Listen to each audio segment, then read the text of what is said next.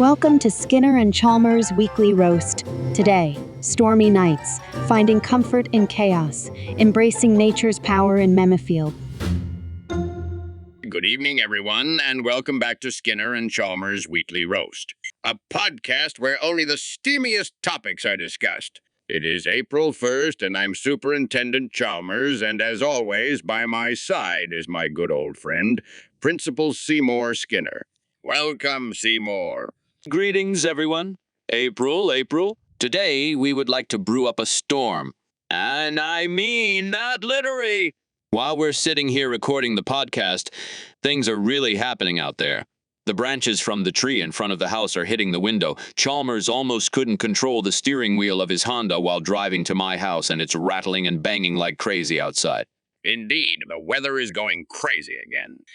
The weather forecast said that wind force 9 is currently prevailing, and it could even reach wind force 10 in some local areas during the night. That's also the reason why I'm spending the night with you again tonight, darling. I don't want to drive in this weather, especially as there's a tree-lined avenue on one of the routes. For God's sake, no, I wouldn't let you drive with your car while there is a heavy storm outside. Something else will happen to you, and I couldn't live without you, Chalmers. No, you stay here with me, and we'll both make ourselves really cozy after today's episode, right? Oh, yes, that's how we do it. In this weather, the best thing is to just sit together under a cozy blanket in front of the window, drink something tasty, and simply enjoy the natural spectacle. Once again, you hit the nail on the head. I absolutely love those gentle storms and severe thunderstorms we get here in Memefield sometimes. Don't you think they're soothing? You know it, Skinner. There's something quite calming about watching a storm roll in while listening to the rumble of thunder. It's nature's symphony. That's exactly how I feel. In fact, whenever there's a storm brewing, I grab my favorite mug, pour some tea, and sit by the window to enjoy the show. And don't forget, Cosmo loves watching them too. Ah, yes, our orb pet must find the lightning displays fascinating. I, on the other hand, prefer to curl up with a good book during such times when I'm alone. The sound of rain tapping against the windows adds another layer to the ambience. Also doesn't sound bad. So, what kind of books do you usually read during these stormy nights? Any particular genre you lean towards? Oh, Skinner, you'd be surprised. I tend to dive into some light science fiction novels. They transport me to different worlds amidst the storm. It's quite an experience. Wow! Sounds like this one might pack a punch. You've mentioned at the beginning that the weather report stated we can even expect force 10 winds later today. Do you think it will be a violent storm? Well, according to the Weather Service, it's expected to pass through quickly, but with strong gusts of wind. We shouldn't underestimate its power, though. Let's hope it doesn't cause any damage around town. Absolutely. We wouldn't want our neighbors like Sonic, Shadow, and Yugi to face any trouble because of the storm. But let's not forget, Chalmers. We've had some pretty intense storms in the past here in Memefield. Yes, we haven't forgotten the infamous sand tornado that swept across town last year. Quite a spectacle, even if it caused chaos. Indeed, it was quite a sight. Who would have thought a sand tornado could happen in our little corner of the world? Only in Memefield, Skinner. Only in Memefield. So, while we're talking about it, I recall one time when we experienced a particularly beautiful storm together. Remember how we decided to step out onto your porch, feeling the cool breeze on our faces and hearing the thunder echoing in the distance? Yes. That evening was magical. The raindrops hitting the leaves created a soothing melody that filled the air. It felt as if we were part of the storm itself, and the beautiful scenery in the sky. Simply fantastic. Oh, yes, that looked beautiful. On one side, the evening red shimmered through the clouds, and on the other, the completely dark clouds with a dramatic atmosphere. Fantastic. I also still vividly remember the scent of the wet earth mixed with the fresh aroma of the rain. It's a unique fragrance that only comes alive during a good rain. I wish we could bottle that smell. Who are you telling? That smell just brings back so many memories. You know, Chalmers, have you ever wondered why the air smells so fresh and earthy right after a summer rain? Indeed, Skinner. I've often pondered over this intriguing aroma. I remember reading about it being called Petrichor, a term coined by Australian scientists back in 1964. Apparently, it's a combination of various factors that create this unique scent. Oh, Petrichor. That's the name I was looking for. Thanks, Charm. So, it all starts with the plants producing an oily substance during dry periods, which is then absorbed by the soil and rocks. When it rains, this oil contributes to the overall fragrance, correct? It definitely plays a role in the process, Skinner. The soil and rocks store the oil until it gets wet from the rain. It's fascinating how even inorganic substances like geological materials can play a role in creating such a beautiful scent. But that's not the whole truth, Seymour. Oh, yes, it seems that bacteria also play a crucial part in the Petrichor story. They produce a compound called geosmin when they're active, which gives off that strong, earthy odor. Representatives of the Actinomycetes, gram-positive bacteria, are responsible for the production of these aerosols.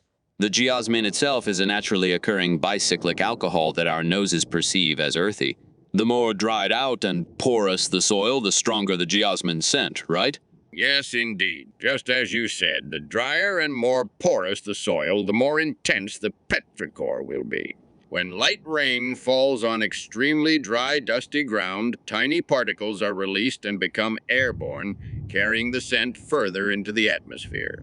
That's why the smell is so noticeable and pleasant after a long spell of no rain. How wonderful that nature has its own way of treating us to such a delightful perfume after a drought. It truly is Mother Nature's gift to our senses.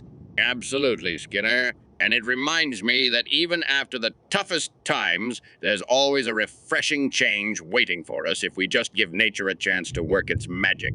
Speaking of scents, do you ever wonder why we find the smell of rain so comforting? Maybe it's evolutionary, reminding us of life, giving water after a drought.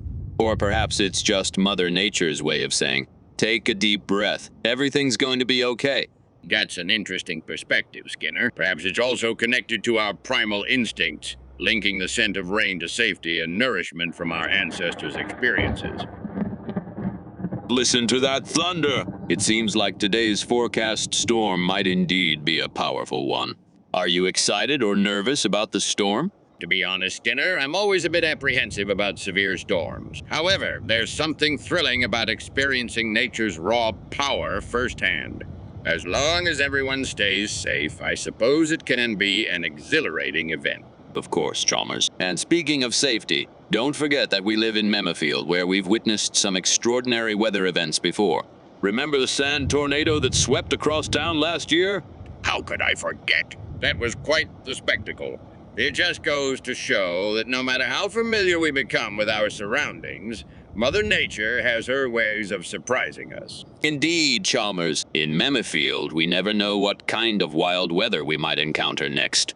It keeps things interesting, doesn't it? But, well, let's get back to the topic at hand. As we said earlier, we are expecting wind force 9 today, later even 10. Now, for those who aren't well versed in meteorology, let me break it down for you. On the Beaufort scale, which measures wind speeds based on observed damage to structures, force 9 is considered a strong gale. Yes, the Beaufort scale. Fascinating stuff. So at force 9, we're looking at sustained wind speeds of around 20.8 to 24.4 meters per second, or approximately 50 miles per hour. That converts to 75 to 88 kilometers per hour. Quite the tempest. These speeds are no joke. Such speeds could cause significant damage. Think chimney pots flying off roofs and slates being removed. Oh dear, that sounds terrifying. Are there any other potential hazards we might face during such a storm? Indeed, Skinner. As the wind speeds increase, so does the likelihood of larger debris becoming airborne. Imagine tree branches snapping and even entire trees toppling over. Not to mention, wave crests may start topping over, affecting visibility at sea. So, if these Force 9 winds are so strong, does that mean they can also bring heavy rainfall and hailstorms? Exactly, Skinner. They could. With stronger winds lifting more moisture into the atmosphere, we could see torrential downpours during a Force 9 storm. And let's not forget about those pesky hailstones. They might fall like rocks from the sky, potentially causing further damage to vehicles and crops. Wow! Who would have thought? Who would have thought a simple, gentle storm at the beginning could turn into such a wild event? But tell me, Chalmers, how do meteorologists predict the path of such a storm? Do they rely solely on satellite data and computer models? As they certainly do, Skinner. By analyzing various atmospheric factors such as temperature, humidity, and pressure, meteorologists can make educated predictions about where a storm will move and how intense it will be. Satellite imagery and radar play crucial roles in this process, too. That sounds quite complex. When should we expect warnings for such severe weather conditions then? A few hours before the expected arrival of the storm? Absolutely, Skinner. The National Weather Service typically issues alerts several hours ahead of an anticipated Force 9 storm. Television, radio, online platforms, they all contribute to spreading the word and urging residents to take necessary precautions. Sounds like good advice. Speaking of which, maybe we should have prepared ourselves better for this upcoming storm. Oh, don't worry about it, Skinner. We have non-perishable goods, plenty of water just in case. We also did make sure Cosmo is safely tucked away in his orb. And who knows, perhaps we'll even enjoy a power outage together while watching our favorite movies by candlelight. Oh no, that rather scares me and is also annoying. And how are we supposed to watch TV when the power is out? Everything is prepared. We have a power generator in the garden, just in case. You always think of everything, Chalmers. But oh my goodness, a wind force of 10 expected tonight? Even if we are well prepared, that's still incredible. I can only imagine what the night has in store for us here in Memefield. But do you think anything will get broken, Chalmers? After all, nature can be quite powerful when she wants to be. Well, Skinner, a wind force of 10 is considered whole gale or a storm on the Beaufort scale. That means we're looking at sustained wind speeds between 89 and 102 kilometers per hour, or around 55 to 63 miles per hour. While it's certainly possible that some damage could occur, it's important to remember that Memefield has weathered many storms before. Our buildings are built to withstand strong winds, and the local authorities take precautions as well. But what about our personal belongings? Should we be worried about them getting blown away or broken during such a storm? I don't want Lola and the other little Roombas to fly away. Or even worse, Cosmo is out there somewhere with his puppies, not that they'll fly away too. After all, they're orb pets. They're round as balls and provide a perfect surface for wind. Seymour, I know you're worried, but don't worry. The Roombas are about to drive in after their shift, and I'm sure Cosmo is in a safe place. I feel it in my heart. And as long as you secure your outdoor items and bring in anything that could potentially become airborne, we should be perfectly fine. It's also important to make sure your windows are closed and locked, just in case any debris does get blown around. But what if something happens while we're sleeping? Will we be safe inside our homes during the storm? Don't worry, Skinner. The chances of anything seriously harmful happening to us are quite slim. Our houses have been built to withstand strong winds and other natural forces. Plus, modern construction materials make them even more resilient than they used to be in the past. Oh, that's a relief. I was starting to feel a bit uneasy about the whole thing. So, what do you suggest we do during the storm? Should we stay up all night and watch it from our windows, or should we try to get some sleep? Well, Skinner, I suppose that depends on how much you enjoy watching nature unleash its fury. Violent thunderstorms can be quite spectacular to observe from the safety of your home, but they're not for everyone. If we do decide to stay up and watch, we have to make sure we keep an eye out for any tornadoes or funnel clouds. While rare in Memefield, they have been known to occur during particularly severe storms. And luckily, we have tomorrow off because of the storm. The schools in Memefield remain closed. That means we can do whatever we feel like doing. Maybe bake something delicious to take your mind off your worries. Wonderful, Chalmers. You really know how to set me up. But now, tell me more about these thunderstorms and other extreme weather events we might experience. Have there ever been any sand tornadoes spotted in Memefield? Well, Skinner, while it's not as common as a regular tornado, a sand tornado has indeed been sighted in Memefield during a particularly intense dust storm. Those can occur when strong winds pick up loose sand and create a rotating column of air. It's quite an impressive sight to behold. And wow, that sounds fascinating. But what about other types of extreme weather events? Like blizzards or heat waves? Have we ever experienced anything like that here in Memefield? Oh, yes, Skinner. In fact, Memefield has seen its fair share of both extremes. During the winter months, we've had our share of blizzards with heavy snowfall and strong winds that made traveling nearly impossible. And in the summer, heat waves can be quite brutal as well, with temperatures soaring above 40 degrees Celsius. That sounds terribly uncomfortable. But you know what they say. Variety is the spice of life. So I guess we can't complain too much about having all these different types of weather here in Memefield. Indeed, Skinner. And while some storms may be more intense than others, it's important to remember that our community has always come together during times of need. We've learned how to adapt and overcome the challenges posed by nature over the years. That's very reassuring, Chalmers. I feel much better knowing that we can rely on each other in times like these. So what do you suggest we do now? Should we go ahead with our plans for tonight, or should we postpone them due to the storm? Well, smiling well, Skinner, since the storm shouldn't be too severe tonight, I think we can safely proceed with our plans. We can continue to pursue our coupled time together, that's fine. But speaking of thunderstorms, do you prefer dry ones or those with heavy rain? I must admit that I enjoy a good thunderstorm more when it's accompanied by heavy rain. There's something so cozy and comforting about curling up under a warm blanket while the rain patters against the window. It almost makes me feel like I'm in my favorite childhood book or something. Ah, Skinner, you always have such a way with words. But for me, dry thunderstorms are where it's at. There's just something thrilling about the crackle of lightning and the rumble of thunder that gets my heart racing. And plus, I love how everything smells so fresh afterwards, like you can practically taste the thunder in the air. So, Chalmers, you make it sound so romantic. But seriously, do you remember that time we had a thunderstorm during our summer vacation?